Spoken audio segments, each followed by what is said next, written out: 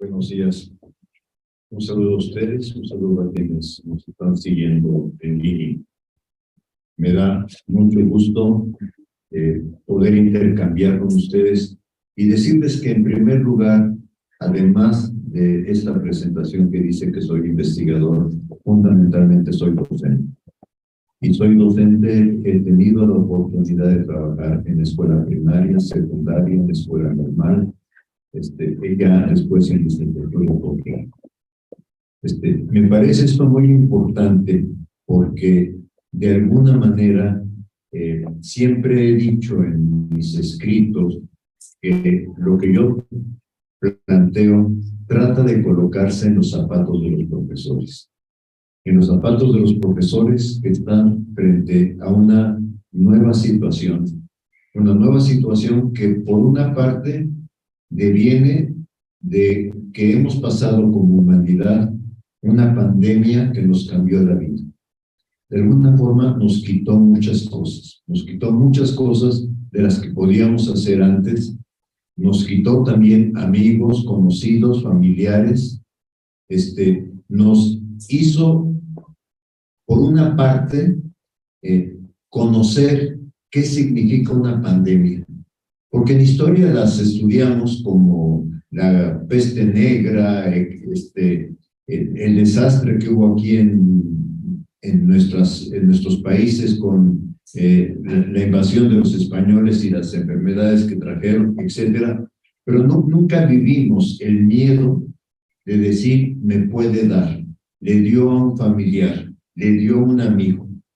Y es un miedo que de alguna forma, y se ve en sus cubrebocas, aún no ha desaparecido. Es un miedo que tenemos porque este virus llegó para quedarse. Ahora, no solo cambió nuestra vida, yo pienso que la pandemia cambió la escuela. Y algo que no nos hemos puesto a analizar, que no nos hemos puesto a reflexionar, es ¿qué significa cambiar de escuela? Y cambiar de escuela de alguna forma es reconocer que la manera como trabajan nuestros maestros está en crisis, que los planes de estudio están en crisis. Esto es muy difícil decirlo en una escuela normal, porque en una escuela normal tendríamos que decir también lo que hacemos en las escuelas normales está en crisis, o tendría que estar en crisis. Porque si queremos preparar alumnos que enfrenten diferente, tenemos que empezar también con ustedes a ver cómo cambiamos lo que pasa en las aulas, cómo cambiamos el concepto de aprendizaje que hemos tenido durante toda nuestra vida, cómo cambiamos el concepto de evaluación. La pandemia no provocó la crisis de la escuela, quiero decirlo. La pandemia lo único que hizo es que la crisis de la escuela fuera mucho más clara, mucho más evidente. Trataron, no, ustedes lo saben, seguramente no solo lo saben, lo vivieron. Pasamos 2 años, algunos con Aprende en Casa, algunos conectándose con sus celulares, la mayoría, intentando ver cómo podíamos seguir con un plan de estudios, voy a decirlo, absurdo. Con un plan de estudios que era incapaz de poder responder a lo que la persona estaba viviendo. Fíjense lo contradictorio de las políticas educativas y de las acciones educativas. Por una parte, estamos hablando de aprendizajes significativos. Estamos hablando de aprendizajes que partan de los problemas que vive el sujeto. Y por otra parte, prácticamente yo diría, ninguna clase de las de la pandemia se puso a analizar qué es este virus, qué significa este virus desde el punto de vista de las ciencias naturales, qué significa este virus desde el punto de vista de las relaciones económicas, qué significa este virus desde el punto de vista de nuestra forma de vida. No sé si ven, o sea, la pandemia mostró claramente, y Aprende en Casa fue el mejor ejemplo, o el mejor contraejemplo, de una cabeza de autoridad educativa que dice, enseñemos esto, y una realidad de los sujetos que están viviendo situaciones críticas a las que les decimos, ¿sabes qué? No me importan, no me importa nada. Sí, entonces, no sé si se dan cuenta que estamos hablando de una crisis estructural. Y frente a esta crisis estructural, este plan de estudios intenta dar una respuesta. Una respuesta que debo reconocer está muy apresurada, no está acabada, también debo decirlo. Una cosa es que el plan de estudios se haya publicado y otra cosa es que esto ya esté redondito y todos podamos trabajar en función de este plan de estudios. De manera que es un poco lo que me voy a intentar trabajar en la conferencia, que si bien me había pedido una de la escuela normal, yo le dije ayer, creo, antier, no me acuerdo, no, ese nombre no va, vamos a ponerle retos del plan de estudios. Y es un poco lo que deseo abordar en esta conferencia. Creo que son 9 retos, la verdad es que no me acuerdo ahí. El primer reto que enfrentamos es cómo armamos una concepción curricular distinta. Seguramente ustedes han revisado un poco en lo reciente que en la historia de la educación hay cambios, en la historia de la educación en México hay cambios a los planes de estudio. Se habla, y esto lo estamos viviendo, que cada sexenio coloca su plan de estudios. De hecho, hoy en las aulas, ustedes saben, está el 2011, el 2017-18, está ahí funcionando, y de alguna manera estamos también metiendo a través de los consejos técnicos cosas del plan de estudios 22. Estamos trabajando para decir, esto tiene que acabar, y el año que entra tiene que haber un plan de estudios único para toda la educación básica en el país. Es muy arbitrario y es muy aventado, si ustedes gustan. Pero no podemos seguir con que si estoy en primero de primaria me toca un plan de estudios y si estoy en quinto de primaria me toca otro plan de estudios. Esto es un poco lo que tenemos que cambiar. Se trata de una reforma radical y yo sí quisiera enfatizar esto. Se trata de una reforma radical y las escuelas normales somos las primeras que tendríamos que empezar a analizar qué significa una reforma radical. Y una reforma radical está pensando en otro trato al alumno, en otro trato al aprendizaje, en otra forma de trabajar como docente. Esto es de alguna forma, si ustedes me piden, sintetiza los retos, yo diría, los retos están en esta parte. No, siempre se han maquillado las reformas curriculares en México, siempre se han maquillado. Y yo les puedo decir que a mí mismo me llegaron proyectos de reforma que eran nada más maquillaje. Me involucré en la reforma sin quererlo. Y me involucré porque me pidieron analízalos e hice muchas críticas a esos proyectos que nada más colocaban los colores de Morena donde estaba la reforma 2017. Y yo decía, por aquí no va, estamos tomándole el pedo a todo mundo. Es una reforma que tiene 3 ejes, en realidad yo diría que 4 o 5, pero que si ustedes ven la primera parte del plan de estudios, habla de 3 ejes. Integración curricular, autonomía profesional docente, por favor, es el tema, en mi opinión, más clave que tenemos que trabajar en las escuelas normales. Necesitamos que ustedes, cuando egresen, se consideren profesionales de la educación. Y un profesional toma decisiones. Están construyendo aquí una cafetería.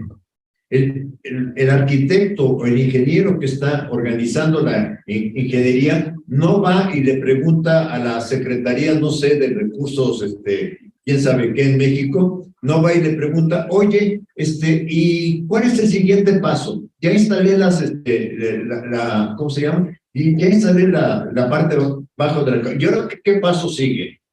Y así hemos tratado al maestro mexicano, perdónenme, así hemos devaluado en el sistema educativo al maestro mexicano.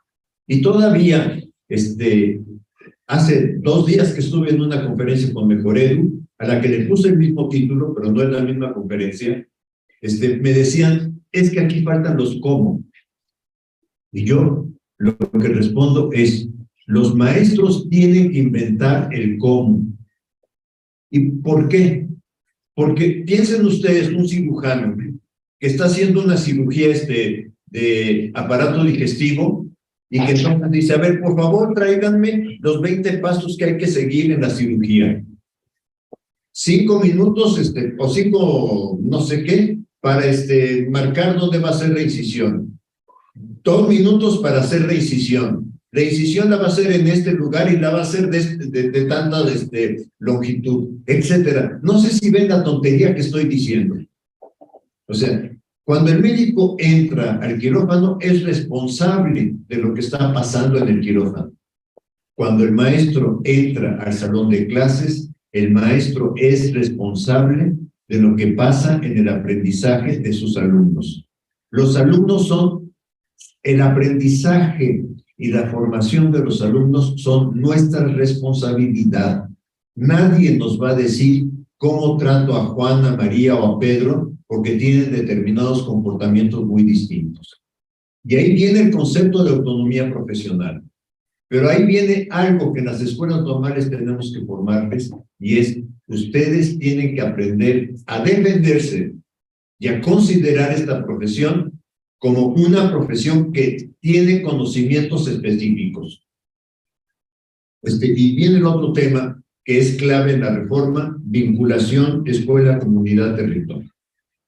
Cada eje tiene sus problemas. Yo reconocería, y lo quiero decir en público, son de las primeras veces que lo estoy diciendo en público, la tarea de diseño nos ha sido muy compleja.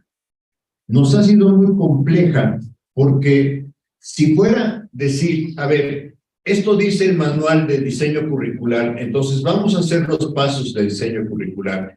Algunos colegas, si pueden ver ustedes, por ejemplo, que ya le cortaron lo más importante, que eran las caras, la intervención que tuve en el DIE, la que estuve en la reforma anterior, hacía cada cara cuando yo hablaba, que era impresionante descalificar esta reforma. Sí, es difícil hablar de una reforma en proceso, pero si ustedes pueden ver ese ¿qué sería? PDF o no sé, o YouTube que hay en el DIE sobre las mesas de reforma educativa, la segunda mesa que es donde participé, pueden ir viendo cómo hay diferencias sustantivas en las concepciones que tenemos los que estamos haciendo reformas en México. Eso es importante. En julio del 2021, y esto lo digo un poco para hablar del apresuramiento, recibí 2 proyectos de reforma. Uno, que era un maquillaje completo de la de Peña Nieto, añadiendo solamente vida saludable y disminuyendo un poco autonomía curricular. Y otro, que era un proyecto de vinculación escuela-comunidad. Yo recuerdo lo que redacté, bueno, de hecho está en mi computadora, no me la vayan a robar ahorita para ver la computadora, pero que en donde lo que yo planteaba es, aquí hay una propuesta muy interesante que hay que fortalecer. No está madura, yo pienso que publicamos algo casi maduro, pero obviamente falta tiempo. Fue y ha sido un trabajo complejo, porque lo hemos hecho en tiempos en contra. O sea, si ustedes ubican el sexenio, empieza con algo que llama el entonces secretario Moctezuma, Nueva Escuela Mexicana, que quién sabe qué era, honestamente. Luego viene la pandemia suspende todo. Primero Moctezuma piensa en Google Educación, contrata y le da una millonada de dinero a Google Educación. Luego piensa mejor aprende en casa y le da otra millonada a las televisoras. Fíjense, no pensó en los maestros, no pensó en los alumnos, ¿sí? Y luego viene otra secretaria por azares del destino. Empieza a conocer estos documentos y nos empieza a dar luz verde a quienes estábamos pensando que era importante vincular la escuela-territorio. Estoy hablando de julio de 2021. Para enero de 2022, esto ya estaba en línea. Muy inmaduro, criticado muy fuerte. Yo fui de los primeros que lo criticó, porque yo dije, es que no puede ser un documento de reforma de casi 30 páginas y 70 páginas echándole la culpa al pasado. O sea, rearmemos esto de otra manera, pero además la sociedad lo criticó. Ciertamente el documento no se publicó, estuvo en redes, funcionó en redes, pero bueno, yo pienso que va a ser una característica de la sociedad contemporánea, funcionar a través de las redes. Esto nos llevó de alguna manera a que hubiera una presión a que el plan de estudios se publicara en agosto del año pasado. A mí me gustaría preguntarles, ¿cuántos de ustedes han bajado el plan de estudios a su computadora? En serio, me gustaría que levantaran la mano los que están aquí presentes. ¿Cuántos alumnos han bajado el plan de estudios a su computadora?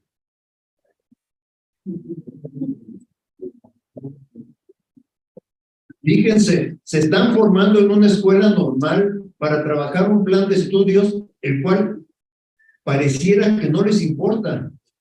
Iba a decir, pareciera que les vale, perdónenme, ¿sí? Pero pareciera que no les importa. Y esto es un poco parte del problema que hay en la formación docente. A un médico, a un cirujano de corazón, no le dicen, oiga doctor, el cardiólogo, venga para acá, porque ahora tiene que aprender las nuevas técnicas quirúrgicas. En serio, no lo llaman, no le dicen, a ver, te voy a entregar las nuevas técnicas, el manual de nuevas técnicas quirúrgicas para que te lo aprendas. A un arquitecto no le dicen, estos son los nuevos materiales para construcción. ¿Sí? Pero vean cómo a los maestros, y ahí nos echaron a perder por años, en serio, nos echaron a perder por años, y yo les pediría que fueran muy rebeldes, porque nos echaron, y Yusicam sigue echando a perder, ¿eh? No crean que esto ya pasó. La reforma tiene muchas contradicciones también en la propia secretaría, porque dice, es que usted tiene que tomar este curso, ¿no? ¿Pero por qué tengo que tomar ese curso? Yo puedo, sí necesito tomar una educación continua, sí la necesito. Todos los profesionales la necesitamos, pero con una diferencia. Nadie me dice qué es lo que tengo que tomar. Al cirujano nadie va y le dice, ahora ven a aprender las nuevas técnicas ¿cómo se llama? De coser. Nadie se lo dice.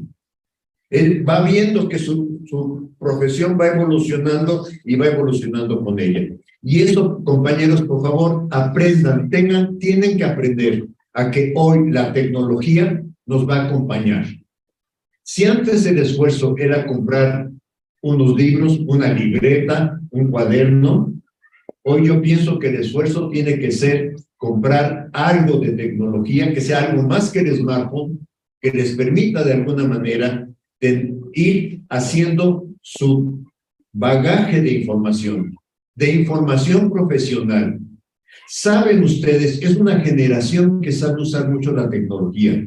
Seguramente si este aparatito se me traba, le pediré ayuda a algunos de ustedes y rápidamente me van a decir, denle clic aquí. O sea, ustedes me ganan en eso. Saben jugar, saben chatear, saben hacer grupos de quién sabe qué, saben hacer memes, etcétera. Pero mi pregunta es, ¿saben hacer su biblioteca pedagógica? ¿Tienen una biblioteca pedagógica? Ciertamente ustedes van a decir, es que es muy caro este aparatito, es muy caro. Yo les diría, ¿ustedes piensan que a nuestras generaciones no eran caros los libros? No nos costaba trabajo, no teníamos que ahorrar para comprar un libro que nos interesaba. O sea, ciertamente que el acceso a la cultura de alguna forma también implica la voluntad de acercarse a ella. Y yo pienso que es algo que en las escuelas normales no hacemos. ¿Qué está planteando el plan de estudios? Construir con los docentes una forma de trabajo integral. Integrado en múltiples sentidos, integrado en términos de contenido, pero también estamos buscando construir colectivos docentes. Y voy a hablar un poquito más adelante de ello. Después de una consulta amplia, se publicó en el diario oficial el plan de estudios. Me importa que lo tengan, porque hay algo que estábamos trabajando hace unos días con la SEP. Les decíamos, es que no es posible que la Secretaría de Educación Pública siga manteniendo el documento marco curricular, porque el documento marco curricular fue un documento de discusión, pero ya no existe más. Lo que existe es un plan de estudios que no responde al marco curricular. Que se siga hablando, por ejemplo, de diálogos, progresiones y otros conceptos que no están en el plan de estudios. Y no están porque hubo un conjunto de cuestionamientos hacia ellos que nos hizo replantear la estructura. Todo plan de estudios es perfectible, ¿eh? No voy a decir, este es el plan de estudios perfecto para de aquí hasta que México termine su etapa. No, todo plan de estudios es perfectible, pero este plan de estudios trata de establecer cuestiones radicales de cambio. ¿Pero qué retos tenemos ahí? ¿Cómo trabajar con docentes que han sido formados por asignaturas? Ese es el reto. Y ese reto lo tenemos nosotros los profesores. Los profesores tenemos, porque a mí me formaron en didáctica, en sociología de la educación, en historia de la educación, etcétera. Así nos formaron. Lamentablemente no pudimos empatar, y tenemos que reconocerlo. No pudimos empatar la reforma de educación básica con la reforma de las escuelas normales. No están empatadas. O sea, no podemos ocultar eso. Sin embargo, hay algo en la reforma de normales que ustedes tienen que aprovechar, y es el 50% del contenido de los planes de estudio es estatal. Y hay que presionar a que ese contenido estatal sea realmente estatal y responda a lo que la reforma está haciendo. Porque de otra manera, pareciera que formamos estudiantes para un plan de estudios que ya no existe. Y ese es uno de los grandes retos que tenemos. Ustedes saben y van trabajando y van aprendiendo a trabajar por proyectos, pero también, y es un tema que es muy complicado, es todo cambio provoca incertidumbre. Y tenemos que aprender como profesores, como estudiantes, a experimentar la incertidumbre en el salón de clases. Ojo, no estoy diciendo la improvisación. Cuidado, ¿eh? No estoy diciendo, entonces improvisemos. Si Ángel quiso preparar la conferencia, qué bueno, y si no la quiso preparar, a ver qué se le ocurre ahorita que llega acá. No, no estoy hablando de eso. Estoy hablando de que de todas formas, todo contacto pedagógico nace en la incertidumbre. Nunca sabré si mis alumnos lo que estoy planteando vaya a interesarles. Nunca sabré cómo van a responder hasta que yo esté en el salón de clases. Y cuando esté en el salón de clases, a veces no van a responder como yo lo había pensado, sino como su realidad y su proceso los va llevando. Y en esa incertidumbre tengo que aplicar mis conocimientos profesionales. ¿Ustedes creen que en una cirugía de corazón el médico tiene todo pautado y que no se va a encontrar frente a situaciones que no estaban previstas? Sí, frente a condiciones que lo que tiene que hacer es decir, acudo a mi formación y acudo a otra cosa, a mi experiencia. Y de ahí la importancia que las escuelas normales formen en una experiencia pedagógica diferente. Atrevámonos a cambiar, con los riesgos que implica cambiar. Al cambiar tengo aciertos, al cambiar también me equivoco. El tema es que con todo el modelo de evaluación docente que se estableció en México desde carrera magisterial, los docentes estamos acostumbrados a hablar de nuestros éxitos. No hablamos de lo que no logramos. No hablamos de nuestros fracasos. Y es solo en el colectivo docente donde yo le diga, fíjate que no puedo con los alumnos abordar esta situación, que el colectivo docente puede empezar a decir, ¿y por qué no haces tal cosa? ¿Y no se te ha ocurrido trabajar aquella otra idea? ¿Y por qué no incorporas esto? A mí me funciona aquello. O sea, no hemos aprendido a retroalimentarnos en el colectivo docente. Hablamos mucho de evaluación y de retroalimentación, pero ¿saben qué? En la realidad vivimos muy poco de evaluación y de retroalimentación. Vivimos de mediciones. ¿Cuántos puntos tienes?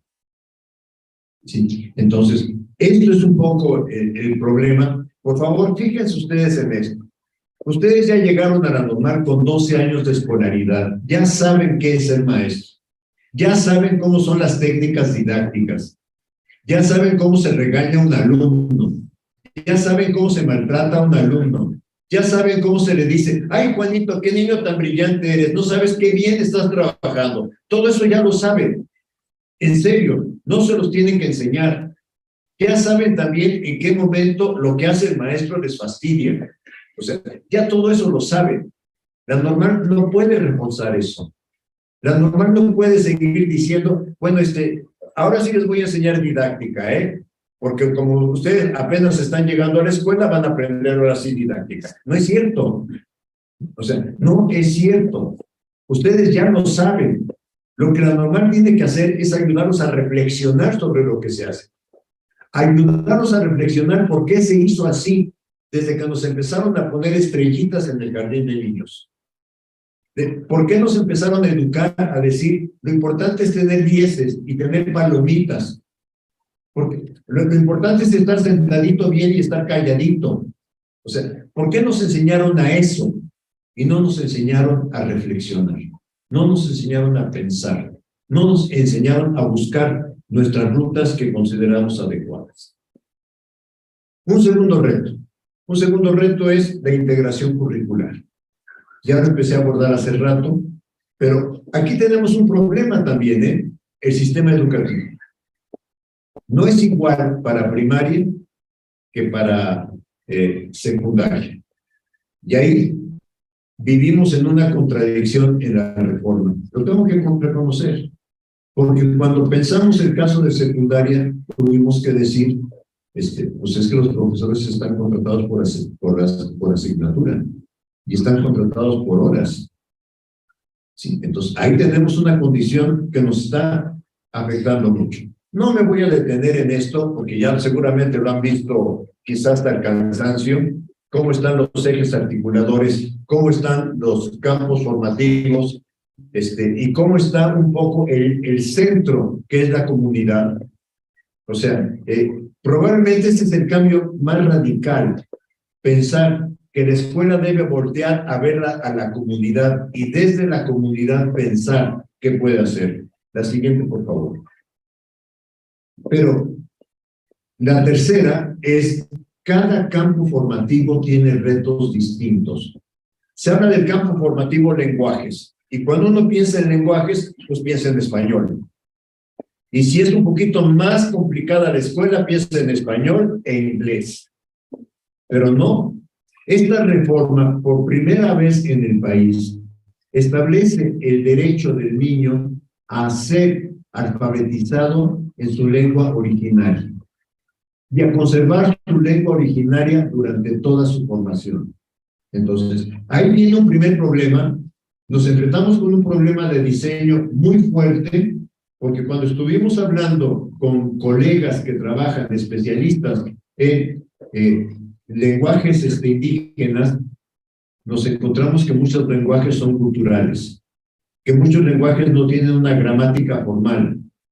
Cuando digo son culturales, es la misma expresión con cierto énfasis, significa una cosa o significa la otra. Entonces, ahí el reto de la escuela normal, sobre todo para las normales rurales, creo que no solo para las rurales, porque también el estado de Tlaxcala tiene su zona indígena, es bastante fuerte.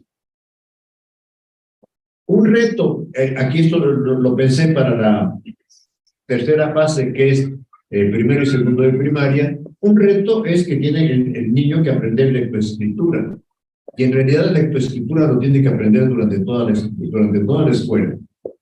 Sí, en realidad ese es un reto. Pero lenguajes no es solo aprender lectoescritura. Esto es un poco lo que queremos decir. es trabajar con otros tipos de expresiones de lenguaje.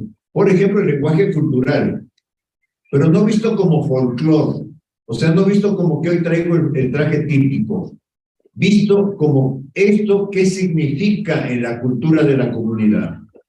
¿Por qué la comunidad se expresa de esta manera? Y bueno, en Tlaxcala, pues en cada barrio, cada lugar va teniendo sus expresiones culturales y son clarísimas para quienes tenemos algún contacto con el Estado, ¿no? Y es desde esa cultura donde queremos que el niño, no en la primera fase, tercera fase, pero que el niño vaya avanzando a preguntarse qué pasa con las otras culturas. Y aquí viene el concepto de interculturalidad crítica.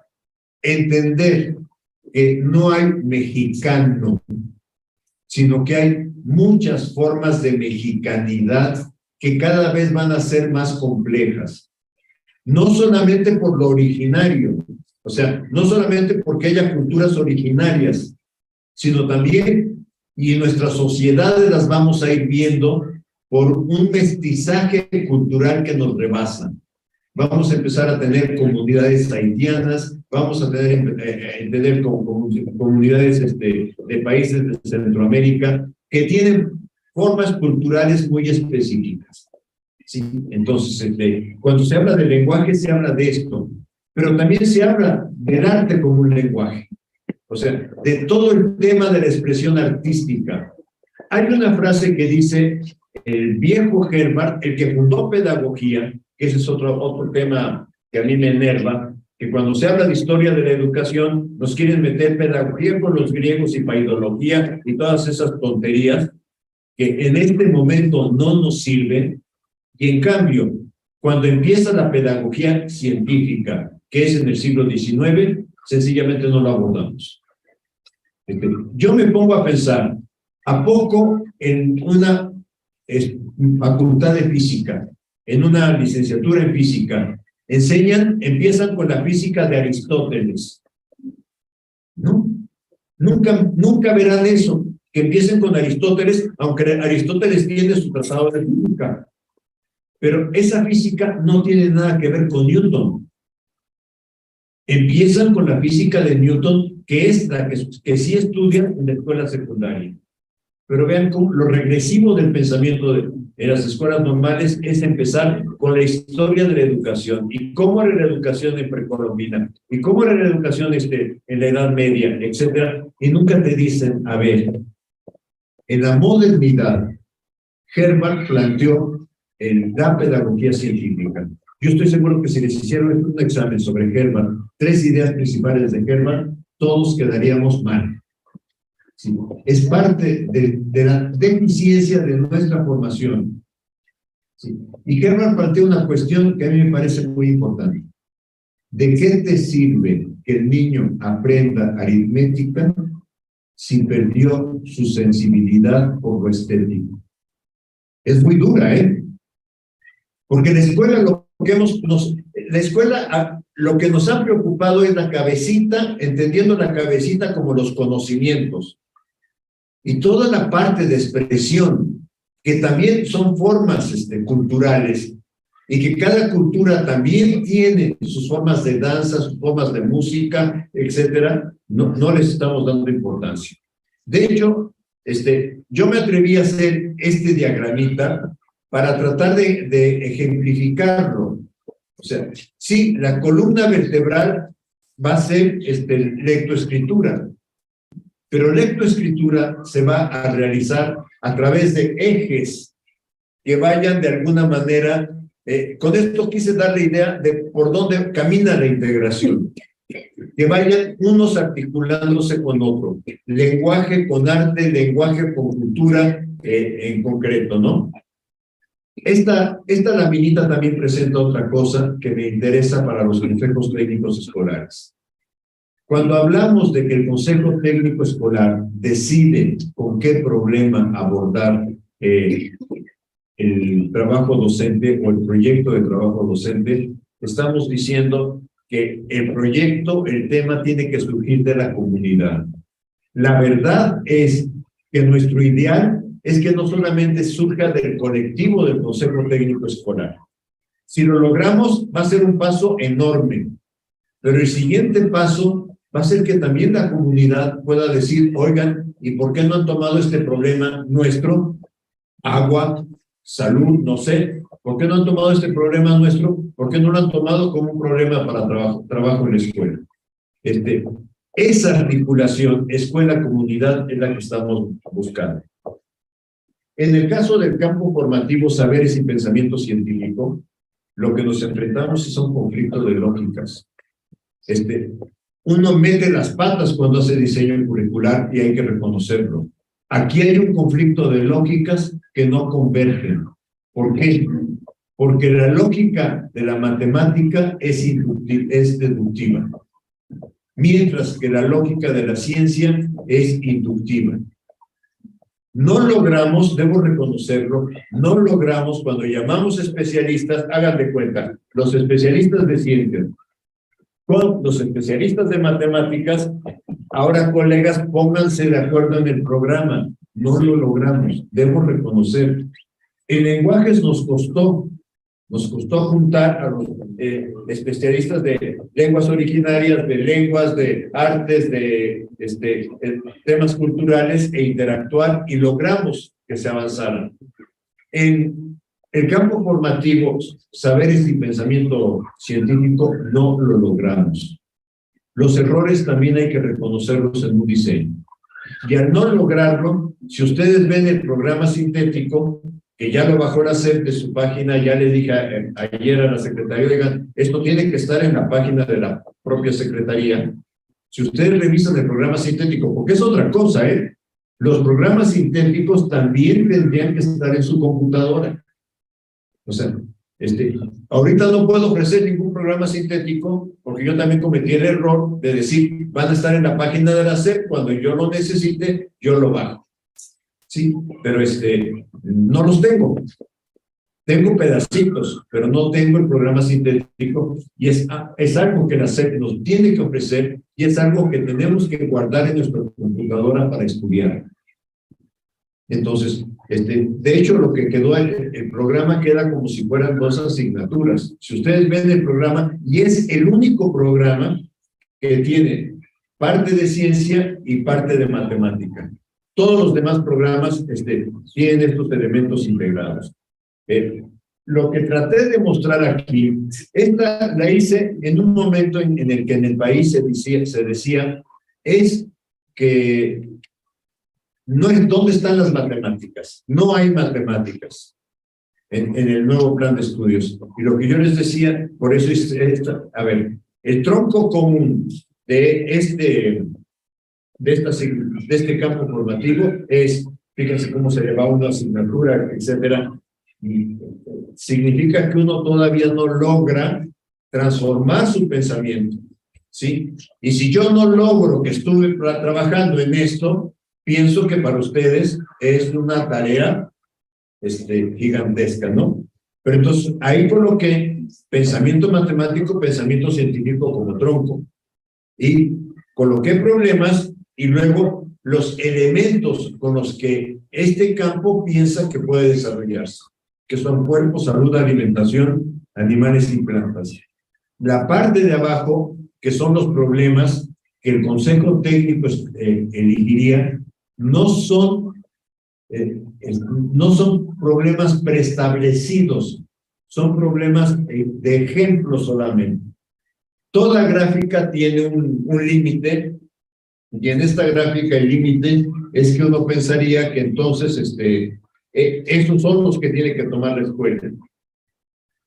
De hecho, esa fue la razón por la que mis colegas pensaron que esto no entrara en el programa sintético, porque yo decía que se incorpore al programa sintético porque da la idea de qué tipo de integración estamos teniendo. La siguiente, por favor. Sé que no son de secundaria, pero yo pienso que aquí se ilustra con más claridad la dificultad que tenemos para integrar campos formativos. Ustedes ven los 4 campos formativos, pero para la secundaria tuvimos que armonizarlos. Tampoco fue fácil, porque armonizar geografía, historia y formación ética, más o menos, sin gran conflicto, lo pudimos hacer. Sí, a veces privilegiando más un tema que otro, un campo que otro. Sí, pero articular de lo humano a lo comunitario, donde está tecnología, educación física. Aquí hay educación socioemocional, esa palabra no la estamos usando en la reforma, pero dado que los profesores están contratados así, por eso, esto no está publicado en el plan de estudios, quiero aclararlo, esto no está en el plan de estudios, sí lo van a encontrar en el cuadernillo de la SEP, que creo que desapareció ya, creo que ese sí está vigente todavía, el Consejo Técnico Escolar de enero pasado, del 20 y tantos de enero, sí lo van a encontrar. Pero lo que quiero hablar es cómo incluso para armar una integración, ojalá no se desanimen de eso y digan al diablo, pero cómo armar una integración es un reto todavía que tenemos muy difícil. Hay libros que hablan de integración curricular. Hay materiales que hablan de integración curricular. Si ustedes ven el plan de estudios, y es una crítica que nos han hecho, y tienen toda la razón, me pueden dar de cocos al salir si quieren, es un plan de estudios escrito para académicos, no para profesores. Aunque el otro día que lo comentaba en la SEP me decían, bueno, pero también podemos pensar que los profesores tienen formación para hacer una lectura académica. Sí, pero no es un plan de estudios que tenga una forma sencilla de explicarse. Si ustedes ven, no recuerdo mal, pero tiene más de 200 citas bibliográficas. Tienen, pienso que 10 o 15 páginas de bibliografía. ¿Queremos que compren toda la bibliografía? No. Alguna de esas bibliografías queremos que la bajen de internet. Sí. Por eso yo insisto, estos cacharros, en este cacharro yo les podría mostrar que traigo más de 30 libros. Sí. O sea, estos cacharros no solamente sirven para que yo haga mis juegos o para que yo vea mis videos, también sirven para que yo me acerque a la cultura. El siguiente reto es cómo transformar el Consejo Técnico Escolar. Por fortuna, lo logramos muy tarde, no diría, perdón, lo estamos logrando, no pondría lo logramos. Muy tarde, muy tarde. Cuando nosotros vimos el equipo de diseño, el consejo intensivo de agosto, nos queríamos morir. Directamente le dijimos a la secretaria, ¿sabes qué?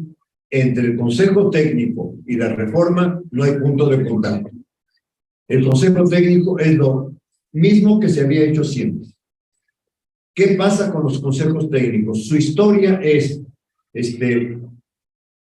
le daban 5 minutos para esto, 15 minutos para lecturas, 20 minutos para aquella cuestión, 30 minutos para lo siguiente. O sea, todo el horario estaba fijado de principio a fin. Y de muchas tareas administrativas.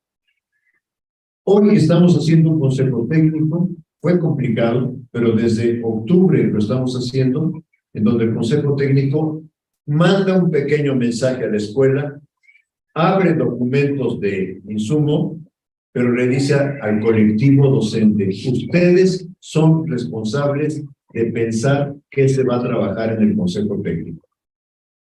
Estamos haciendo algunas observaciones en consejos técnicos.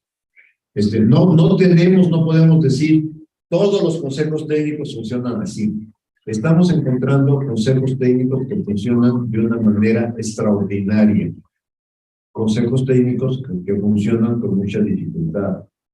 Estamos encontrando directores que todavía no encuentran, porque el director tiene que ser líder académico, ¿sí? No autoridad. O sea, no de esto se hace, sino a ver cómo enfrentamos esta tarea. ¿Sí? Estamos encontrando de múltiples funciones, ya ahorita, entre las SEP, las normales, por supuesto, la UPN y el Centro de Investigación Educativa, tenemos un grupo que está trabajando en observación en consejos técnicos escolares. Pero ¿saben qué? sería maravilloso, maravilloso que ustedes como normalistas pudieran ir en la sesión del Consejo Técnico Escolar también a observar, también a acompañar, también estar viendo cómo están enfrentando los maestros esta nueva situación. En la SEP tenemos dos grupos de personas. Un grupo de personas que dice, sí, adelante, qué bueno, vamos, hagan lo siguiente, venga. Y otro grupo que dice, los maestros no pueden. Fíjense que en el consejo de tal escuela no funcionó. Es un error. Sí, nuestro sistema educativo es muy complejo y tiene los dos tipos de personajes. Y ayer me daban una serie de ejemplos de decir, fíjate, al tú abrir esta puerta, en realidad lo que está pasando es esto, que no es lo que tú quieres. Y yo lo que les digo es, a ver, no, una reforma que busca un cambio radical no lo va a lograr de la noche a la mañana y no lo va a lograr con varita mágica. Sí, vamos a tenerlo que enfrentar y vamos a tener que ir avanzando poquito a poco. Y en algunos lugares se va a lograr funcionar más rápido y en otros un poco más lento. Pero ese es un tema que tenemos que enfrentar. La siguiente, y es otra de las cuestiones que les quería preguntar. Mira, ¿han buscado cómo es la página de la SEP en este momento? Abren la página de la SEP. Fíjense, o sea, no estamos trabajando las armas que tenemos. Decimos que estamos en la época de la tecnología. Colegas maestros de la normal, ayudemos a que nuestros estudiantes entren a la época de la tecnología. Todos traen su smartphone, todos se conectan de alguna forma con su smartphone, con algo, para decirle a una compañera o compañero, nos vemos a la salida, nos vamos a tal lugar, etcétera. Tienen que aprender a usar estas tecnologías para la información de aprendizaje. Esta es la página de la SEP en este momento.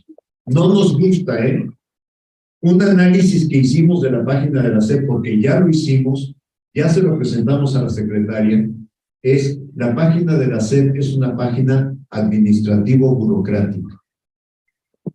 En la última reunión, y no fue hace muchos días, fue hace 15 días, cuando estuvimos con todo el grupo, cerca de 30 personas, en donde cada subsecretaría decía cómo se imaginaba la página, y yo les decía, me quiero morir. Me quiero morir porque no salen de su casillero. Los más adelantados para mí fueron los de básica, que presentaron así como 30 cuadritos.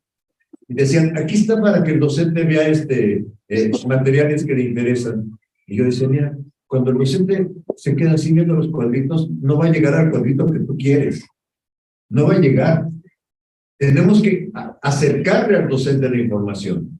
Pero ya logramos una cosa, por favor, y no la desprecien, porque el acuerdo que tomamos fue, no la podemos modificar radicalmente porque no nos alcanza el tiempo, no nos alcanza los 18 meses de que le quedan a este sexenio. No podemos hacer una reforma total. Vamos a ir haciendo una reforma poquito a poco. Eso lo comento aquí, pero aquí no lo vayan a sacar. La página de la SEP, cuando la comparamos contra la página del Ministerio de Educación de Argentina, del Ministerio de Educación de Colombia, del Ministerio de Educación de Uruguay, del Ministerio de Educación de España, la página de la SEP calificaría con 0. Quedaría como la mejor página burocrática que hayamos tenido. Al principio, los especialistas de la SEP en la página es que tenemos que seguir las orientaciones de la Presidencia de la República. Síganlas. Síganlas. No estoy diciendo o póngase el presidente, síganlas. Pero ¿saben qué? Hay que darle contenido pedagógico. Tiene que tener contenido pedagógico. Bueno, ustedes ven allá, no sé si alcanzan a leer, docentes. Docentes estaba lleno de actividades burocráticas. Les dijimos, no puede ser eso. Por lo menos pongan consejos técnicos escolares. Todavía el lunes le mandé un mensaje a quien correspondiera diciéndole, ¿sabes qué? Está el consejo técnico intensivo. no está el consejo técnico de la última semana de enero. Al rato me escribió, ya está el consejo técnico de la última semana de enero. La abro y sí, yo era el intensivo, ya no está. O sea, estamos todavía con muchas dificultades y vamos a avanzar pasito a pasito. ¿Sí? También quiero hablar así para que vean que una reforma tiene demasiados matices y demasiadas complicaciones. Bueno, la siguiente, estos son cosas que vienen del Consejo Técnico de fase intensiva. ¿Por qué les digo que es importante bajar los programas? Porque los programas finalmente quedaron como de 70 hojas, queríamos que quedaran de 50, pero no fue el espacio. Trae un índice, y en ese índice trae cada campo formativo y sobre todo trae la concepción didáctica, que de eso no hemos hablado suficientemente, la concepción didáctica con la que está construido. Van a encontrar esta parte que es un pedacito. En realidad, lo que nosotros esperábamos es que fuera un mapa que el maestro pudiera colocar donde él considere. Y un mapa donde están los 4 campos formativos, en este caso de la fase 3, los 4 campos formativos, y está lo que contiene cada campo formativo. De suerte que el maestro pudiera visualizar, aquí está la totalidad, cómo lo articulo. El maestro, el colectivo docente. Finalmente, lo que se hizo fue que quedara en el programa, pero las normales deberían perdón que me sea tan metiche en las normales, pero debían de explotar esto, porque esto es un poco lo que les va a decir, la estructura de primero y segundo de primaria va para acá, la estructura de tercero y cuarto va en este sentido, y la de quinto y sexto, o sea, la de la fase 3, 4 y 5, ¿sí? Esto nada más está tomado de la fase 3. Luego, la siguiente, por favor. Entonces, no, se adelantó una.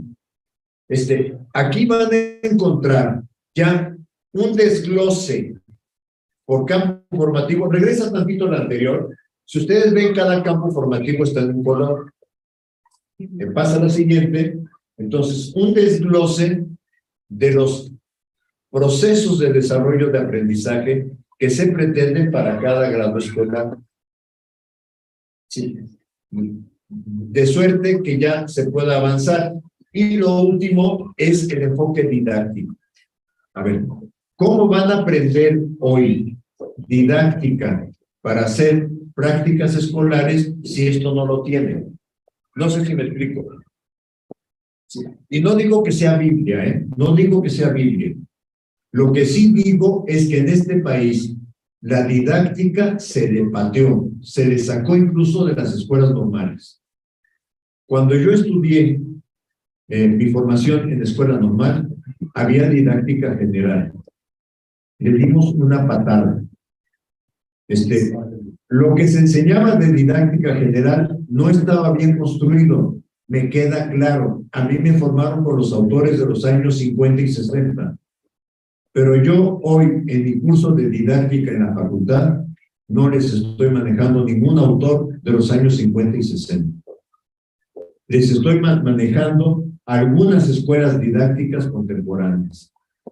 Pero si los profesores no defendemos la disciplina que es nuestra, nadie la va a defender. ¿Qué pasó en este país? Y es lamentable. Sí. Si fuera un poco más atrevido, diría es lamentable.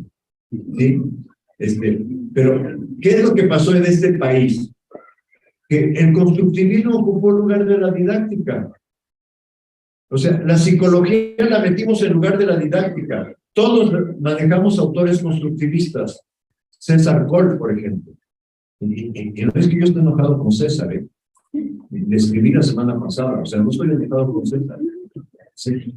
Pero, a ver, él es psicólogo y qué bueno que la psicología se preocupe por el aprendizaje y podemos aprender.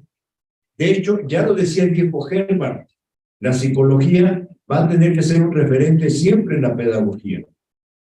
Sí, pero no significa que la psicología reemplace la didáctica. Y ese es el punto donde nos equivocamos y donde como profesionales de la educación, y me incluyo, no supimos decirle a la SEP, párale. O sea, imagínense que las facultades de medicina dijeran, ya nos enseña anatomía. Ya nos enseña anatomía porque finalmente el médico puede sacar su smartphone y ahí estar buscando cómo es el aparato digestivo. ¿Para qué lo aprendo, no? Sí, imagínense eso. Los médicos serían los que levantarían el grito en el cielo. ¿Sí? Como ahorita ven, por ejemplo, un grupo de filósofos demandando que haya filosofía de enseñanza media.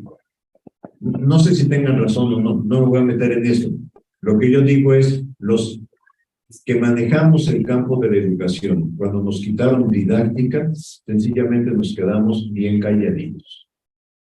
Nos la reemplazaron por planificación, o planes, o plan de clase o lo que sea. Nos la cambiaron por eso. Sí, pero hacer la planeación no es aprender didáctica. Sí, esa es un poco la diferencia. El siguiente. Esta es una imagen del cuadernillo que venía para la fase intensiva de enero. ¿Por qué es importante esta imagen? Porque marca que tenemos que abrir un espacio de apropiación, articulación y contextualización. Eso es lo que yo pienso que es la meta de los consejos técnicos escolares, pero no sé si sea la meta de las normales. En serio, perdónenme. ¿Sí? O sea, de apropiación del plan de estudios, porque hay una parte donde el plan de estudios tiene que empezar a fluir en nosotros de articulación y de contextualización. Y bueno, hay contenidos nacionales y cada escuela tiene que pensar sus contenidos locales. Este es un currículum deliberativo. A veces me dicen que exagero en conceptualizaciones y no niego la cruz de la parroquia. Sí exagero en conceptualizaciones, pero este es un currículum deliberativo. ¿Qué significa un currículum deliberativo? Hay algo que está establecido y hay algo que tiene que ser aportado por el equipo docente en nuestra perspectiva. Y aquí están los elementos del programa analítico: lectura de la realidad, contextualización y codiseño curricular. Y de ahí surge el plano didáctico, que es ya pensar cómo lo voy a llevar al salón de clase.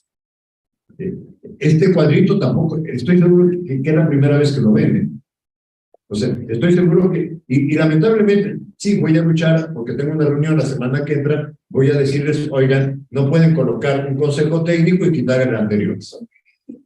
O sea, el consejo técnico tiene que poder decir consejo técnico de tal fecha, de tal fecha y de tal fecha, por una razón.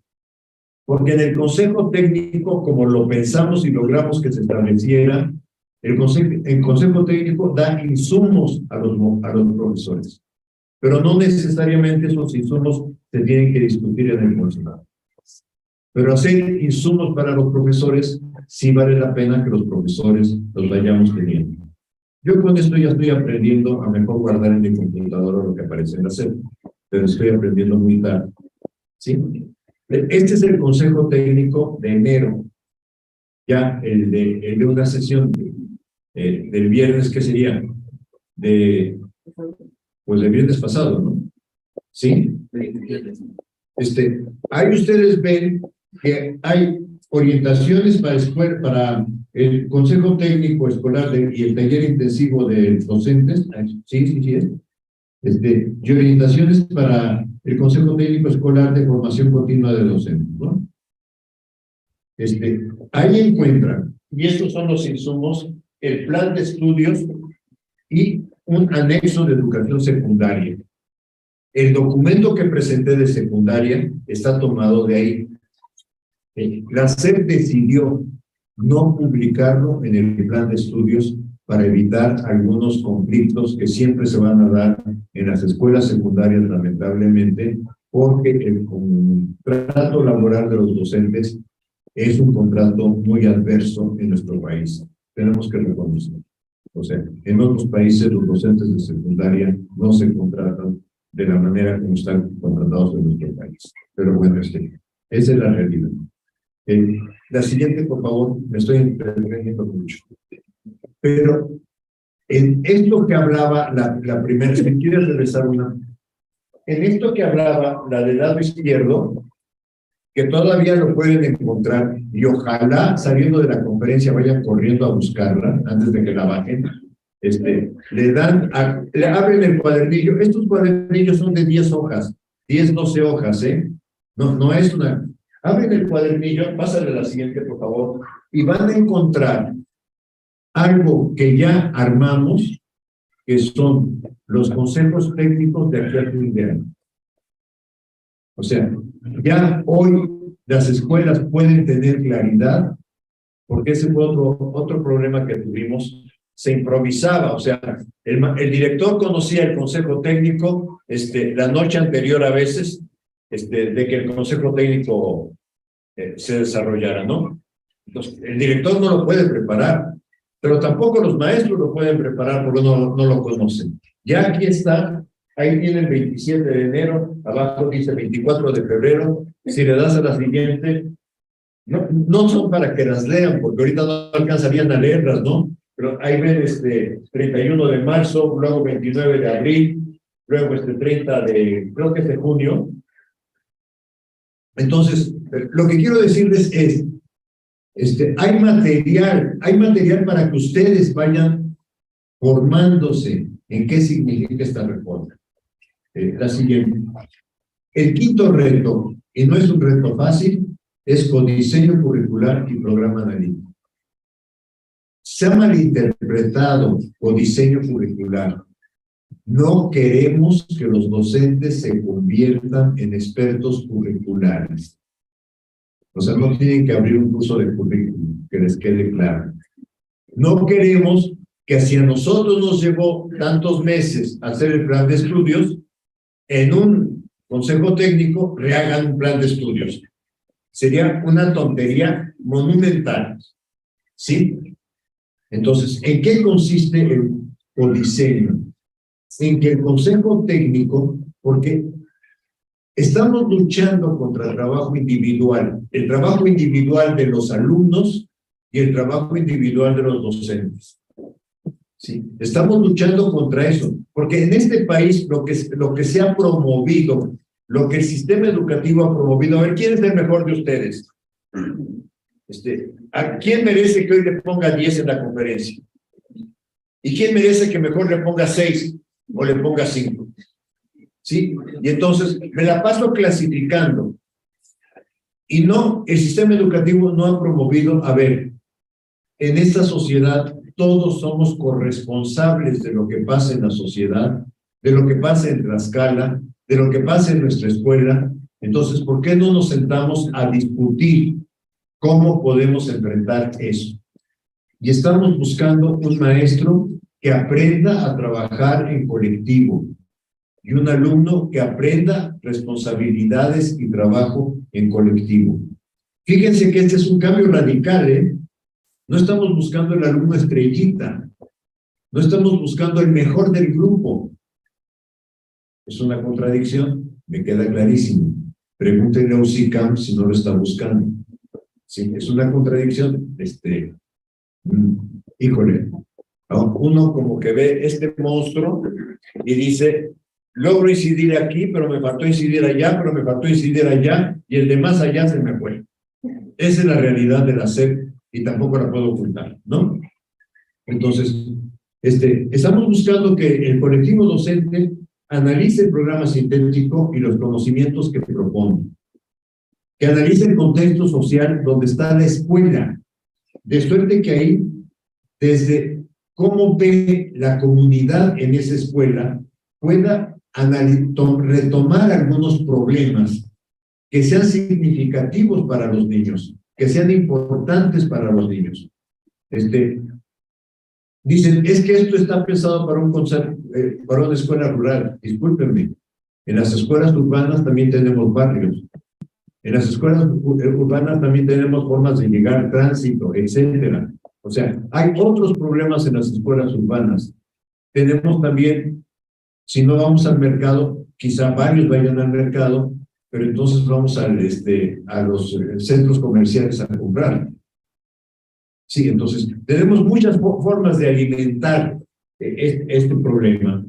Y hay un elemento que abre el plan de estudios y que no estaba, ojo, no estaba. El consejo técnico puede incluir contenidos que no están en el programa escolar. Esto nos costó mucho con algunas, sobre todo abogados de la SEP. Es que entonces los maestros van a hacer lo que se les da la gana. Y yo lo que les contestaba es, ¿y el médico hace lo que se le da la gana cuando entra al quirófano? O sea, ¿el médico actúa como se le da la gana? ¿O actúa a partir de un conocimiento profesional y de una experiencia? Por eso es muy importante el concepto de autonomía profesional, de veras. La importancia del concepto de autonomía profesional, yo pienso que la normal la tiene que revalorizar, porque estamos formando profesionistas. Cuando yo iba a facultades de medicina a dar alguna conferencia, me molestaba, debo confesarlo, que nunca me dijeran Ángel, siempre me dijeran los alumnos que estaban en la conferencia o los profesores, oiga doctor, y díganos esto, oiga doctor.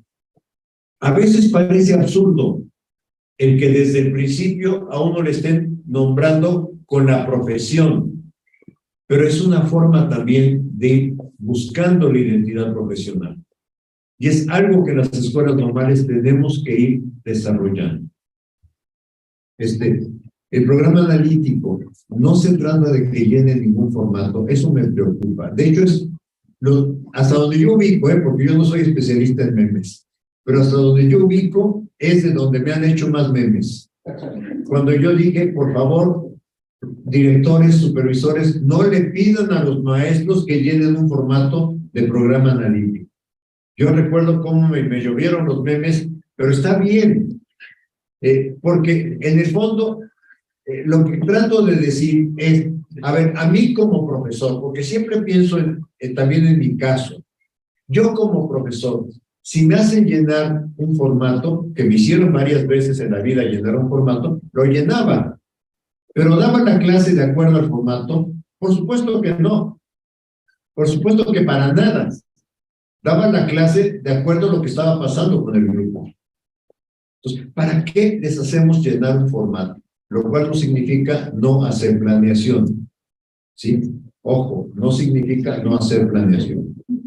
Entonces, el programa analítico responde a lo que los maestros siempre hemos hecho, ¿no? Seguramente ustedes van a prácticas escolares, les tenemos que pedir, porque yo también fui profesor, pero no de prácticas, se llamaba técnica de la enseñanza, o sea, vean, ya pasaron muchos años, pero les tenemos que pedir al alumno que antes de la práctica nos enseñe la planeación. Y les damos un esquema, etcétera, y que nos diga qué material didáctico va a usar, etcétera. Yo también fui alumno que presentó mis papeles así, ¿sí? Pero el profesor sabe que si no están interesados los alumnos, automáticamente tiene que cambiar. Yo no puedo esperarme a que termine es que yo planeé así. O sea, si ustedes no responden a lo que yo planeé, es problema de ustedes, no es mío. ¿Sí me explico? Cuando yo veo que los alumnos están aburridos o están muy exaltados, yo tengo que encontrar la forma de trabajar con ese grupo. Y me salgo de la planeación. Y no es un error salirse de la planeación, al contrario, al salirme de la planeación, fíjense que en el docente y el programa escolar, yo construí en el capítulo de método un concepto que no ha tenido impacto, no me importa, pero un concepto que es muy importante, es ansiedad creadora. ¿Y saben de dónde lo construí? de lo que me pasaba a mí con mis alumnos. Cuando yo decía, pero caray, no están interesados, ¿qué hago? Me lo decía por mi cabeza. Y entonces de repente se me ocurría, ¿y por qué no hacemos esto? Uso la expresión, se me ocurría. De repente, en ese momento donde yo decía, esta técnica no está funcionando. Me acuerdo que una vez cambié una técnica de discusión grupal, porque por decir, a ver, párense. A ver, es que no están viendo A, B, C, D.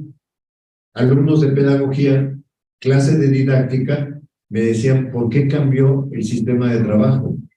Y yo les contesté, a ver, analicen por qué cambió el sistema de trabajo. Porque si yo al pasar entre los grupos veo que están platicando del cine, de cómo les fue en el café, etcétera, pues yo digo, estamos perdiendo el tiempo. Sí. La decisión fue correcta o incorrecta, no lo sé. Por eso le llamé ansiedad creadora. Porque en ese momento yo digo, se me ocurre ahorita esto. Hay momentos en que se me han ocurrido otras cosas también. ¿Sí? Entonces, yo pienso que ahí es donde los profesores tenemos que trabajar nuestra formación. Ojo, formación sí es importante, pero también nuestra creatividad. Para decir, ¿y qué respuesta doy en este momento? Diferenciar evaluación formativa de calificación. Lo voy a tratar más adelante. El programa analítico pide que se inicie en el Consejo Técnico Escolar, que él seleccione un problema de la comunidad, determine la articulación de saberes que vienen en el programa sintético y que en su caso incluya nuevos contenidos. Pero los docentes, ojo, aquí hay un trabajo colectivo del Consejo Escolar en el programa analítico, por eso te dice, el programa analítico inicia en el Consejo Escolar. ¿Sí? Pero el docente después dice, bueno, yo estoy el docente de cuarto, con este grupo de cuarto que tengo, qué condiciones tengo que trabajar y qué me conviene realizar. Y ahí es donde viene la formación didáctica a hacerme preguntas. Es que algún compañero me decía, estás confiando mucho en los maestros. Oye, Ángel, es que los maestros, no sé, estás pensando en un maestro de Dinamarca o de Suecia, no estás pensando en el maestro mexicano. Yo siempre he dicho, y yo creo que eso me lo habrán escuchado, ¿quién le dijo al maestro en la pandemia, usa WhatsApp? ¿Quién le dijo, usa cuadernillos y mándalos a los alumnos? Y muchas otras cosas que no hemos documentado. ¿Quién le dijo? Perdón, la autoridad educativa dijo, váyanse a Aprende en Casa. Que los que veíamos niños en Aprende en Casa decíamos, 2 horas y media aprender ese aparatejo, ni quien lo aguante. ¿Sí? ¿En serio? Sí. Entonces, si ustedes ven esto, ustedes se van, pueden o deben defender que el maestro mexicano siempre ha sabido enfrentar situaciones del salón de clase. La de la izquierda es de un colectivo docente. La de la izquierda, están tomadas de internet. La de la izquierda es de un colectivo docente donde invita a un taller para sugerencias didácticas para la división utilizando material concreto. Ya, hay por lo menos una idea importante de la reforma, que es lo fundamental, lo que el niño puede manipular. ¿Sí? Ahí está el taller, ahí está su fecha, ahí está su horario, y nada más dice inscripciones. El de la derecha es de todos estos youtubers que han surgido, que se están enriqueciendo con la reforma. Se están enriqueciendo. No sé si lo logré colocar, porque estuve bajando un montón, pero por ahí en algún lugarcito dicen, cuesta tanto dinero. Lo dice acá arribita. Reserva 500 pesos. ¿Sí? O sea, imagínense nada más que 30 maestros, que no es cierto, a veces les caen 100 maestros. Imagínense, pues entonces, a veces con los colegas que estamos en la reforma, decimos, oigan, pues nos estamos viendo re lentos, ¿no? Si sientes una mina de oro, ¿por qué no empezamos a aprovecharla? No, dejo la broma y en serio, por favor, veamos que estos youtubers no podemos seguirlos fortaleciendo. Si tenemos maestros en contacto, digámosles, la SEP tiene instrumentos. Desde la SEP se pueden bajar cosas. No necesitamos acudir. Y sobre todo, hay colectivos docentes, como el de la izquierda, que están ofreciendo lo mismo y que lo están ofreciendo como responsabilidad del colectivo docente. Ojalá también podamos armar más colectivos docentes que nos permitan esto. La sexta, un reto, cambiar la noción de evaluación y calificación. Esto no sé si lo vayamos a lograr, en serio, no sé si lo vayamos a lograr. Mi apuesta es luchar para que se logre, ¿sí? Pero en este país se confunde evaluar con calificar. Evaluación del desempeño docente, que seguramente por lo menos habrán oído el problema que creo, sí, habrán visto los problemas, la dificultad de los maestros. Evaluación del desempeño. ¿Evaluaba el desempeño o solo calificaba algunos entregables que le parecían que son desempeño? Y le está pasando a USICAM, ¿eh? O sea, yo tengo que decir, USICAM está contra la reforma o no está aliado a la reforma. ¿Sí? Camina por otra ruta. ¿Sí? O sea, en este país, evaluar y calificar se confunden. ¿Qué queremos? Que en la escuela se establezca evaluación formativa. Nos falta mucho material. Ayer me decían, ¿y los formatos? Yo les decía, no, más de la evaluación formativa con formatos. La evaluación formativa parte, en primer lugar, de una disposición personal. O sea, si yo digo, este maestro es un loco, y lo que me está diciendo no me sirve de nada, pero le voy a hacer caso al loquito y le voy a entregar el trabajo que me pide, no voy a estar en evaluación formativa, perdónenme. Voy a estar en entregar algo para que me ponga un punto, y se acabó. Evaluación formativa es lograr que el alumno, en primer lugar, diga si estoy dispuesto a enfrentarme a un espejo contra mí mismo. Y en ese espejo decir, a ver, ¿qué estoy aprendiendo y cómo estoy aprendiendo? Todos, incluyéndome, siempre podemos aprender más.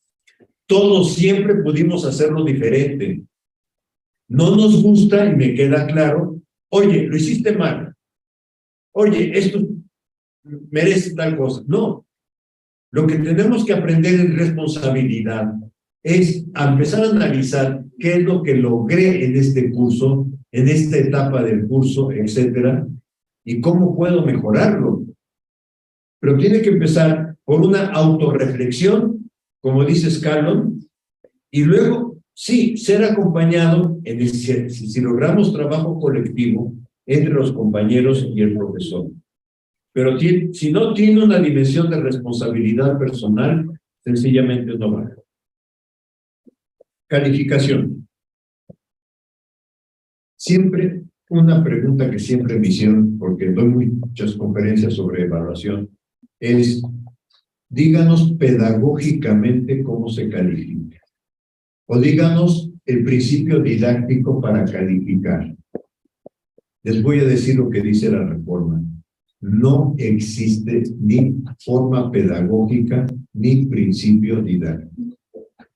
La calificación, si ustedes ven la historia de la didáctica, pero ahí sería la historia de la didáctica, surgida en el siglo XVII, en un conflicto religioso, o sea, en el conflicto reforma contra reforma, esto ya lo estoy empezando a escribir, la Ratio Studiorum de los jesuitas frente a Didáctica Magna de un pastor protestante, Comenio, y frente a la Guía de las Escuelas Cristianas de otro sacerdote religioso que fundó la organización lasallista. O sea, si ustedes ven esos tres documentos fundantes del pensamiento didáctico, ustedes van a ver el conflicto en el que surge la didáctica. Yo diría, un conflicto donde el pastor protestante está apostando a la confianza en el niño y donde la Ratio Studiorum y la guía de las escuelas cristianas está diciendo, siéntese derechito, por favor. Ponga las manos sobre el escritorio. Quiero ver a todos calladitos. O sea, es muy interesante ver ese conflicto, en serio. Es muy interesante ver ese conflicto en el que surge, obviamente, no en el pensamiento del siglo XXI, no en la lógica de que hay computadoras y todo esto, o que hay internautas, no, en esa lógica, pero es muy interesante, ¿sí? Y si uno ve la historia de la didáctica, ya me salí del tema, no van a encontrar hasta el siglo XX que haya un capítulo de evaluación. No lo van a encontrar. Los reto a que lo encuentren. En serio. ¿Qué es lo que van a encontrar? Un capítulo de método. O varios capítulos de método. Esto es muy importante analizarlo. ¿Por qué las didácticas se preocupaban por el método y no por la calificación? Primero, porque no había calificación. Y segundo, porque les importaba más el aprendizaje que la calificación. Y es un poco lo que estamos haciendo en la reforma. Que los docentes piensen que lo importante es el aprendizaje de sus alumnos, lo cual también va a implicar cambiar la cabeza del alumno, su cabeza, de ustedes, porque ¿cuántos de ustedes no han luchado con el maestro? Súbame un punto, ¿no? En realidad, 8.5 da 9, ¿no? A ver, vuélvame a revisar esto, o por favor déjenme una tarea extra, para que yo tenga estas puntajes. ¿Sí? O sea, la calificación la traemos en las venas de nuestro cuerpo. ¿Sí? Somos importantes si obtenemos calificación. ¿Sí? Entonces, ¿cómo transformamos eso? Ah, se me olvidó una cosa. La calificación surge en el siglo XIX. Surge en el siglo XIX cuando se establece el sistema educativo. Y el sistema educativo se establece cuando se establece el Estado que conocemos, el Estado moderno. ¿Sí? Y entonces, Revolución Francesa, Estado moderno, es después sistema educativo. Y ahí aparece la calificación. A la didáctica y a los profesores nos metieron un problema de la administración para que tratemos que lo resolver pedagógicamente. Y no hay forma. O sea, como digo ahí, lo que estamos hablando ahorita es de entregables, ni siquiera de evidencias de aprendizaje, entregables. Usted va a entregar 3 proyectos, usted va a entregar 2 trabajos de esto, usted va a entregar un examen o 5 exámenes, no importa. Cada maestro definirá sus entregables. Y todos los maestros nos promediamos, no nos hagamos tanto barullo en la cabeza. Todos los maestros promediamos. El examen vale 15% o 20% o 30%. Todos. Y luego ya vamos promediando y vamos luchando. Entonces el promedio y quién sabe qué, y te da 100. Bueno, sí. Y la séptima, y creo que ya con eso termino. A ver, sí, la séptima es la formación de docentes. Nos encontramos con propuestas encontradas. O sea, las propuestas que da la SEP, las que provienen de PRODEP, las que provienen del Padrón Nacional de Instancias Formadoras, las propuestas estatales, las que elabora Mejoredu, las que pide UCICAM. O sea, realmente, si ustedes critican la reforma, aquí se puede criticar un montón, porque cada quien patea este balón para donde quiere, en la cancha que quiere y como se le da la gana. ¿Sí? Pero si pensamos en las escuelas normales, yo pienso que las escuelas normales hoy les urge convertirse en espacios de experimentación pedagógica, en volver a retomar el origen de estas instituciones, experimentar métodos de enseñanza, experimentar trabajo con los alumnos, Sé que tienen una dificultad enorme, porque cuando van a una práctica docente, yo también fui, y también fui maestro de técnicas, y luego mis alumnos me decían, el profesor se queja porque dice que usted está involucrando cosas que no deben de estar en el trabajo en la clase. Ok. Sí. Yo entiendo que hay una resistencia en las aulas porque lleguen las mamás y digan, también podemos trabajar así. Sí. Pero por favor, experimenten. Algunas veces lo van a hacer bien, otras veces se van a equivocar. Pero al equivocarse van a aprender también. ¿Sí? Yo solamente les quiero presentar, y esa es la última, porque a mí me tiene apantallado, debo reconocerlo, el Centro Universitario Los Valles de la Universidad de Guadalajara, una universidad pública. Cuando hablé con el rector y le pregunté, ¿por qué hiciste aulas así? Como la que ven ¿por qué las hiciste así? Porque tienen sillas de colores, ahí no se alcanza a ver. Todo el mobiliario tiene patas, no patas, sino ruedas para moverse. El rector era filósofo, no pedagogo, no maestro, era filósofo. Le digo, ¿por qué hiciste aulas así? Me respondió, porque quiero quitarle la centralidad al maestro. Aquí el maestro no tiene escritorio, aquí el maestro no tiene pizarrón. Aquí la centralidad está en los alumnos. Y si quiero mandar ese mensaje, voy a construir una institución. No se alcanzan a ver acá. Bueno, acá se alcanza a ver un poquito, pero no me crean. Por favor, busquen en su YouTube Centro Universitario Los Valles, UDG, y van a encontrar muchas experiencias interesantes.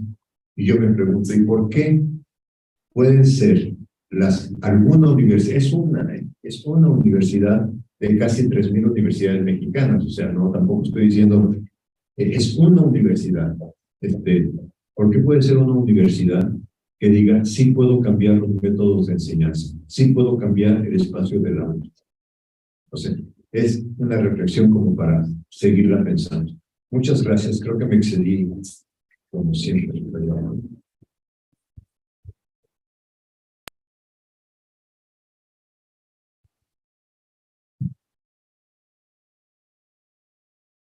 Muchas gracias, la verdad bastante inspiradora esta conferencia magistral. Les pedimos, por favor, realizar sus preguntas.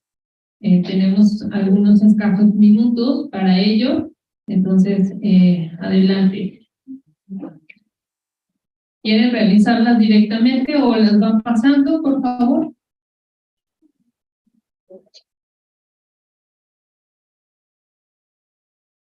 Recoge también eso. ¿Alguien más que levante la mano para que puedan pasar por su pregunta? Estamos con...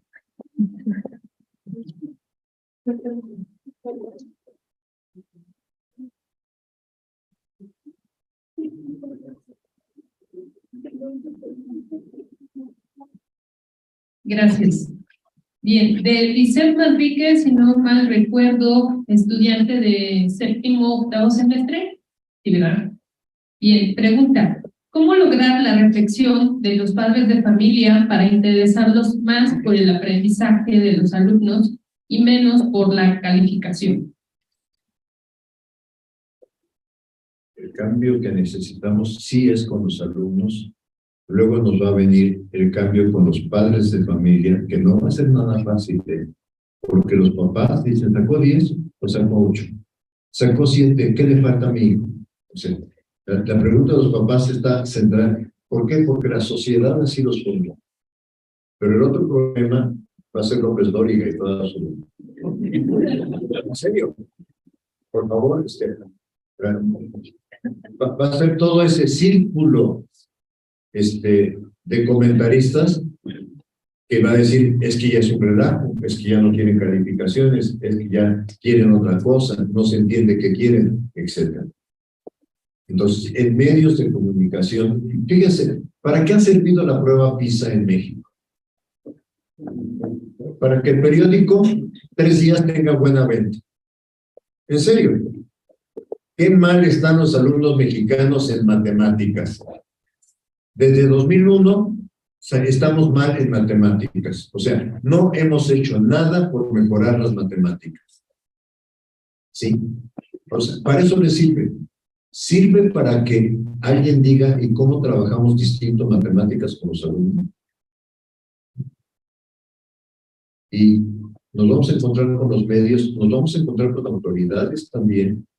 O sea, esto que estoy planteando, no piensen que las autoridades educativas dicen, ay, arriba, qué bueno que están haciendo esto, ¿no? También van viendo los éxitos. Y todavía, ayer me decían, bueno, todavía eso de evaluación y calificación no te han pegado porque todavía no llega el momento. Pero espérate que llegue el momento y vas a ver cómo va a venir el golpeteo. Pues claro, es que parece que construimos una escuela para calificar, no construimos una escuela para formar y aprender.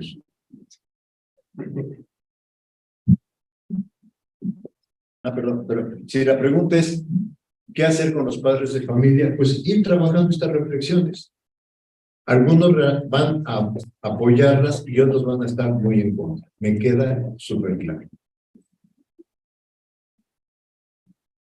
Bien. En otra pregunta nos comenta que de los retos mencionados, ¿cuál es el que a usted se le hace que tiene mayor importancia? Diría cambiar mentalidades frente a la educación.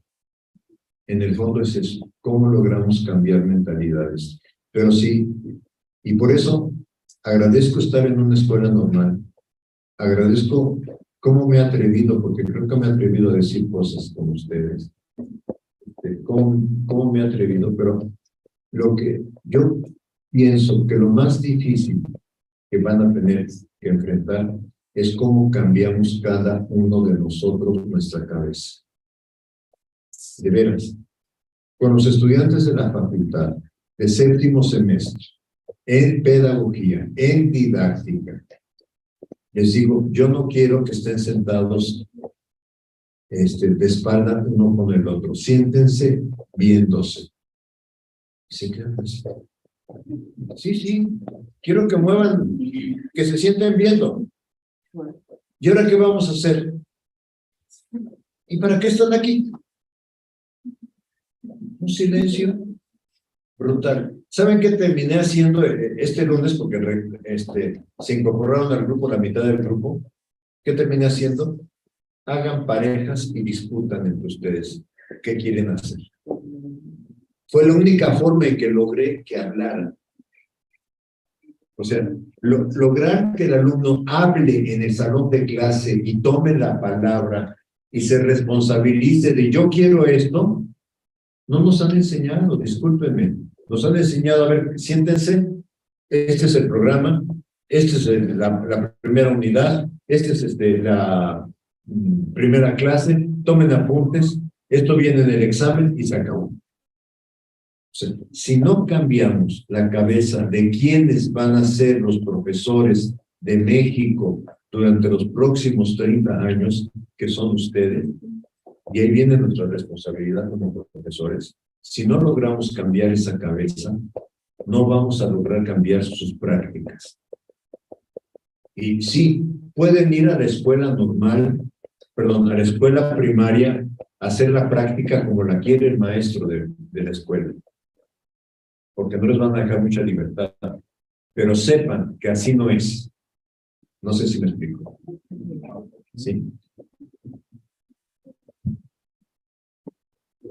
Y considero que para finalizar, ¿qué opina de que hemos avanzado en otros campos, pero no en la educación? Pues que es para sentarse a llorar, perdónenme. No, perdónenme. O sea, esto que se dice en las cabezas y que molesta mucho, dice, si un médico del siglo XIX lo metieran en un quirófano hoy, estaría totalmente desubicado. No sabría cómo manejar el equipo que se le está presentando. Si un maestro del siglo XIX lo metieran en el salón de clases de nuestra escuela, empezaría a dar la clase. Esto significa que como conceptuación, porque en este país, y por favor las escuelas normales no lo pierdan, porque yo me formé así, en este país la formación pedagógica la daba la escuela normal. Los autores de pedagogía de los años 50, 60, los libros que se daban de pedagogía venían de profesores de la Benemérita Nacional de Maestros, ¿sí? Era la normal la que marcaba la pauta. La normal se quedó atrás, ¿sí? No culpemos a nadie, sencillamente asumamos la responsabilidad de que en este país sí necesita los saberes de las escuelas normales. Porque ustedes tienen una ventaja que nosotros, cuando estamos, por ejemplo, en mi caso, en la universidad, nos cuesta muchísimo trabajo ir a una escuela. La escuela es un laboratorio también de aprendizaje.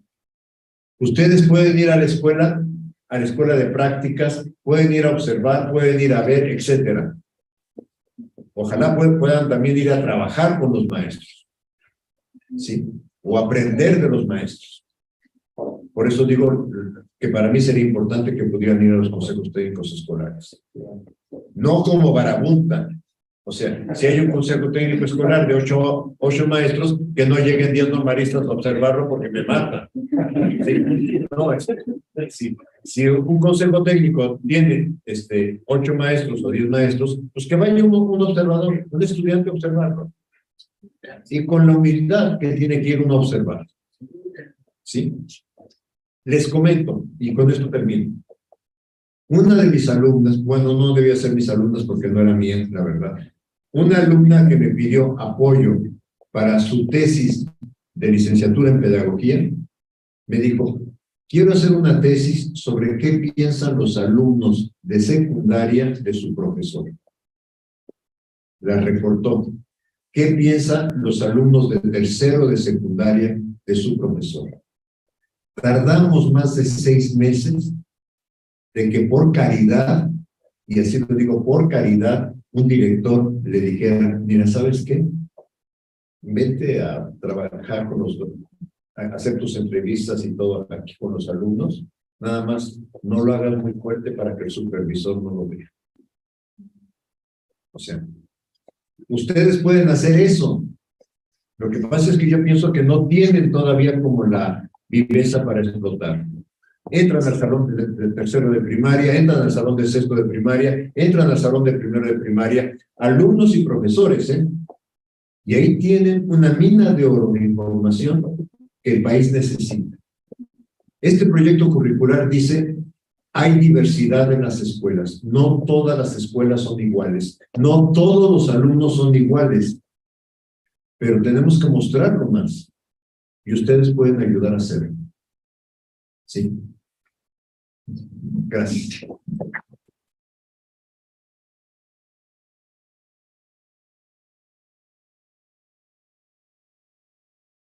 Bien, pues agradezco la participación del público, tanto presencial como virtual, y me permito dar lectura a la constancia que a la letra dice: la Escuela Normal Urbana Federal de Tlaxcala, licenciado Emilio Sánchez Piedras, Secretaría de Educación Pública del Estado, Dirección de Educación Terminal. Se otorga la presente constancia al doctor Ángel Díaz Barriga por su participación como ponente en la conferencia magistral El trabajo docente de educación normal en la implementación del marco curricular 2022. Fecha 3 de febrero de 2023. Un aplauso, por favor.